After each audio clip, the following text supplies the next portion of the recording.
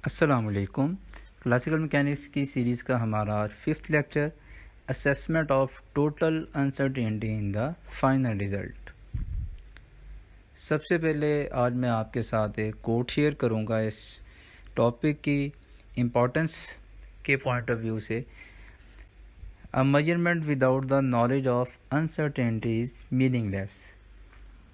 अब ये कोट से ये सेंटेंस से आपको एक बात समझ में आ रही है कि और ये इस टॉपिक की जो इम्पोर्टेंस है उसको बड़ा अच्छा जो है वो क्लियर कर रही है कि कोई भी मेजरमेंट अगर आप ले रहे हैं उसमें अगर आपको अनसर्टेनिटी का आइडिया नहीं है कि इस रीडिंग में अनसर्टेनिटी कितनी है, तो वो जो भी रीडिंग जो भी मेजरमेंट आपने ली है तो वो मीनिंगलेस है, उसका कोई फ़ायदा नहीं। क्यों उसका कोई फ़ायदा नहीं? मतलब इसमें हम इस चीज़ को भी अगर एग्जांपल के तौर पे देखना चाहें कि अगर एक कोई रॉकेट है जिसको आप लॉन्च कर रहे हैं, आपका जो भी टारगेट था जहाँ पे उसने रीच करना था, अब उसमें ग्रेविटी का इफ़ेक्ट भी शामिल हो सकता है, उसमें एयर का इफ़ेक्ट भी शामिल हो सकता है, उसमें अदर जो रजिस्टिव फोर्सेस हैं उनका इफ़ेक्ट भी शामिल हो सकता है। अगर आपको इस बारे में आइडिया ही नहीं है कि आपका जो इसमें एरर है वो प्लस कितना है या माइनस कितना है, तो वो कम्प्लीटली जो मीनिंगलेस आपकी मेजरमेंट है, क्योंकि वो एस्टीमेट जब तक आपको नहीं है तो वो आप उसका वो कभी भी उसका जो टारगेट को अचीव करने का आप कभी बता ही नहीं सकते।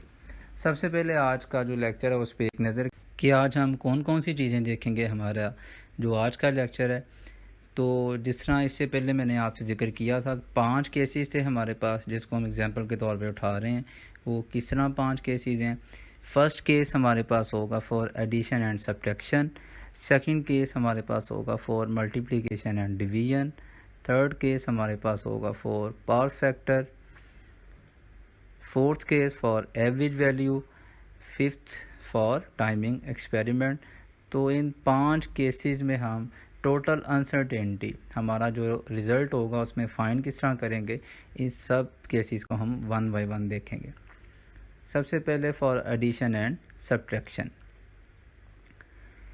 एडिशन और सब्ट्रैक्शन दोनों के लिए सेम रूल होगा, और वो रूल हमें क्या बता रहा है यहाँ पे? Absolute uncertainties are added. जो भी रीडिंग्स आप ऐड कर रहे हैं या आप सब्ट्रैक्ट कर रहे हैं, आपने क्या करना है? सिंपली उनकी एब्सोल्यूट अनसर्टेनिटीज़ को ऐड कर देना है। हमारा फाइनल जो रिज़ल्ट होगा उसकी जो अनसर्टेनिटी होगी वो दोनों की इंडिविजुअल अनसर्टेनिटीज़ का सम होगा। एग्ज़ाम्पल अगर हम इसमें देखेंगे तो एग्ज़ाम्पल में हमारे पास टाइम डिफरेंस 2 इवेंट्स का हम ले रहे हैं। एक हमारे पास टाइम था 2.1 second plus minus 0.1 second uncertainty, और T2 3.2 second plus minus 0.1 second.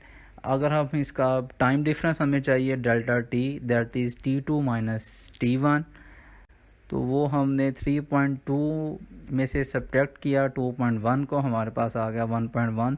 लेकिन हमने फिर उसके बाद हमारा जो फाइनल आंसर था, इसमें जो अनसर्टेनिटी या टोटल कितनी होगी, हमने दोनों की इंडिविजुअल अनसर्टेनिटीज़ को ऐड कर दिया और हमारे पास फाइनल आंसर में 0.2 सेकंड की अनसर्टेनिटी है। और इसी तरह एडिशन वाले कोई भी हमारे पास प्रॉब्लम्स होंगे उसमें भी टोटल अनसर्टेनिटी सेम रूल के अकॉर्डिंग फाइंड की जाएगी।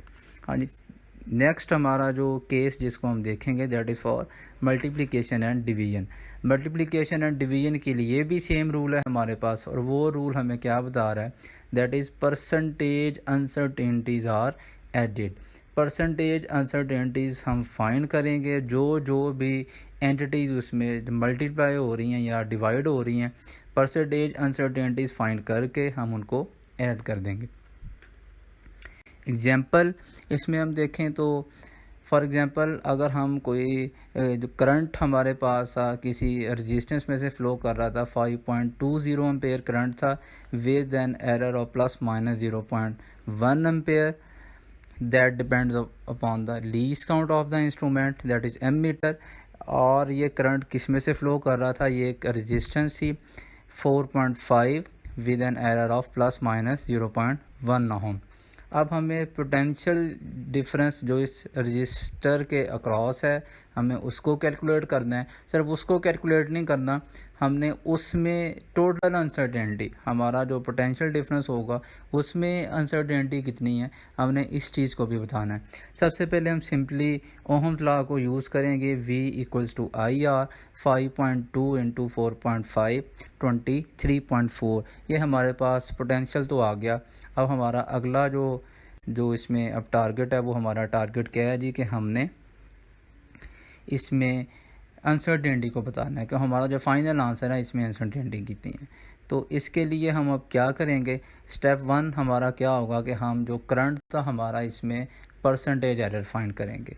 परसेंटेज एरर के लिए हमने फार्मूला इससे पहले देखा हुआ है जी। लीज काउंट को हम रीडिंग के साथ डिवाइड करेंगे। 0.01 लीज काउंट था हमारे पास m मीटर का, जो कि एब्सोल्यूट अनसर्टेनिटी थी हमारे पास करंट में। इसको डिवाइड किया, जो रीडिंग हमने ली थी 5.20 और मल्टीप्लाई बाय 100, तो ये हमारे पास परसेंटेज एरर जो करंट में आ गया दैट इज़ 0.2%। स्टेप 2 हमें पता जी, स्टेप 2 में अब हमने क्या करना है कि दूसरा हमारे पास जो एंटिटी थी दैट वाज रेजिस्टेंस, तो अब रेजिस्टेंस में परसेंटेज एरर फाइंड करेंगे। और वो एरर किस तरह फाइंड करेंगे, सेम रूल हमारा अप्लाई होगा। Absolute uncertainty 0.1 divide by reading taken that was 4.5 multiply by 100 equals to 2%। तो ये दोनों के इंडिविजुअल परसेंटेज एरर आ गया। तो इसका मतलब हमारे पास क्या हुआ कि जो हमने पोटेंशियल डिफरेंस 23.4 वोल्ट मेजर किया था, इसमें एरर है 0.2% error in current and 2% error in resistance. तो टोटल एरर हमारे पास अब कितना हो गया, वो हमारे पास है जी 2.2%। परसेंटेज एरर करंट और परसेंटेज एरर जो रेजिस्टेंस का है, हमने दोनों को ऐड कर दिया, 2.2%। अब हमारा जो फाइनल आंसर था इसमें एरर कितना है, इस आंसर का हमने 2.2% फाइंड कर लेना है, जो कि हमारे पास आएगा 0.5।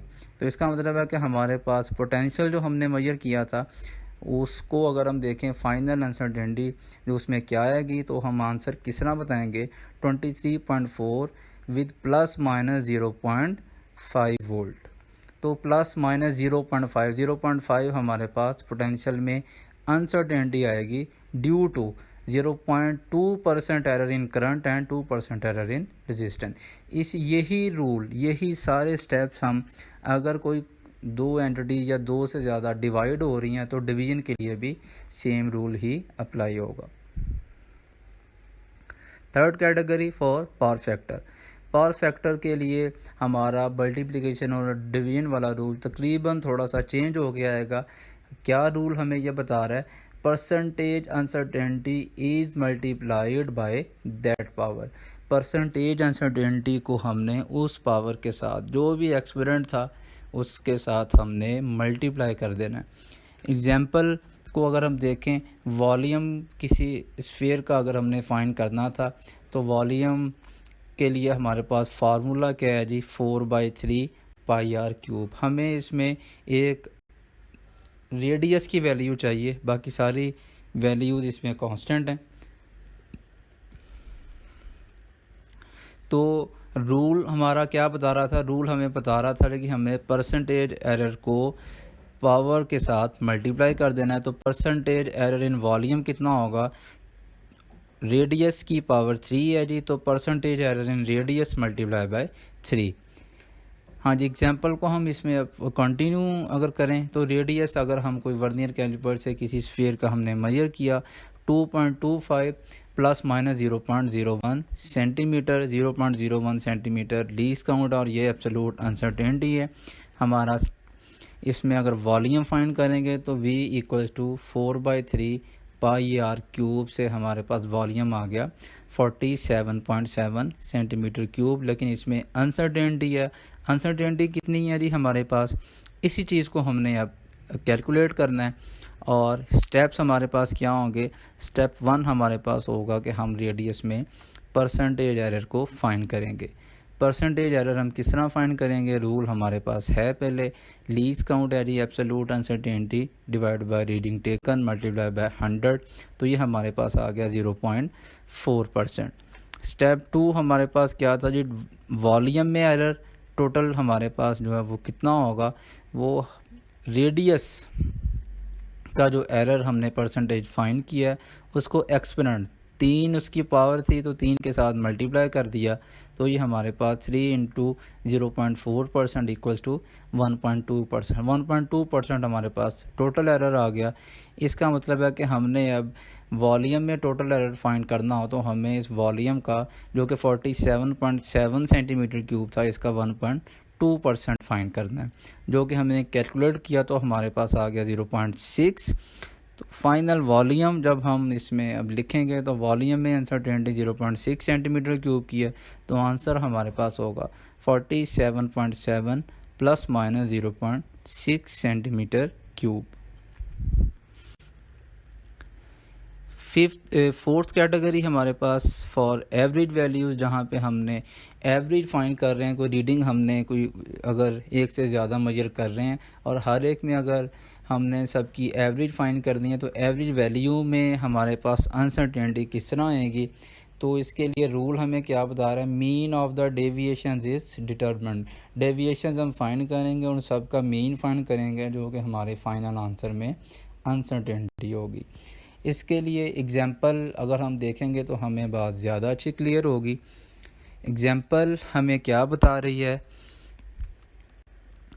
3 रीडिंग्स हमने ली वर्नियर कैलिपर से 1.24 सेंटीमीटर, 1.21 सेंटीमीटर एंड 1.16 सेंटीमीटर। इन तीनों की हमने एवरेज फाइंड करनी है और उसके बाद इस एवरेज में हमने अनसर्टेनिटी भी बतानी है कि अनसर्टेनिटी इसमें कितनी होगी। तो स्टेप 1 एवरेज कैलकुलेट करेंगे जिसको हम मीन भी बोलते हैं। तो एवरेज हमारे पास क्या है कि 1.24 plus 1.21 plus 1.16 whole divided by 3 equals to 1.20 centimetre. तो ये हमारे पास मीन वैल्यू आ गई। अब स्टेप 2 हमारे पास क्या है जी, हमने डेविएशंस फाइंड करनी है। डेविएशंस हमने किस तरह फाइंड करनी है, हमने हर इंडिविजुअल वैल्यू को मीन वैल्यू से उसका डिफरेंस कैलकुलेट करना है और हमने यहाँ पे साइन कन्वेंशन को इग्नोर कर देना है। हमारे पास जो भी डिफरेंस होगा हमने प्लस में ही लिखना है। तो डिफरेंस हमारे पास इंडिविजुअल आ गया 1.24 और 1.20, जो मीन थी इसका फ़र्क 0.04। इसी तरह 1.21 और 1.20 का डिफरेंस 0.01। सिमिलरली 1.16 एंड 1.20 का डिफरेंस हमारे पास 0.04। Now we have deviations. अब हमारा अगला काम जो इसमें होगा, हमने क्या करना है जी, हमने डेविएशंस की मीन फाइंड करनी है। तो डेविएशंस की हमने जो मीन फाइंड करनी है तो वो 0.04 plus 0.01 plus 0.04 whole divided by 3 equal to 0.03। अब आंसर में हमारे पास यही अनसर्टेनिटी प्लस माइनस के साथ आ जाएगी। तो एवरेज हमने कैलकुलेट की थी 1.21 और इसके साथ हमारे पास जो अनसर्टेनिटी आ गई वो 0.03। रूल्स एक दफ़ा हम इस एवरेज वैल्यूज़ को अगर समराइज़ करना चाहें तो एवरेज वैल्यू के लिए हमारे पास रूल्स वो क्या थे जी, उसको हम एक दफ़ा देख लें। तो रूल्स हमें बता रहे हैं, सबसे पहला rule find the mean value of measured values. फिर हमारे पास जो अगला रूल है वो रूल है जी हमारे पास find the deviation of measured value from mean value. और थर्ड रूल है हमारे पास mean of the deviation is total uncertainty. Last हमारा इसका वो जो कैटेगरी जिसको हम आज देखेंगे वो है टाइमिंग एक्सपेरिमेंट, टाइम पीरियड वाले एक्सपेरिमेंट। उसमें अगर हमने अनसर्टेनिटी फाइंड करनी हो तो उसके लिए रूल हमें क्या बता रहा है, least count is divided by number of vibration. जो भी हमारा लीस्ट काउंट होगा उसको हमने नंबर ऑफ़ वाइब्रेशन के साथ डिवाइड कर देना है, वो हमारे पास अनसर्टेनिटी होगी।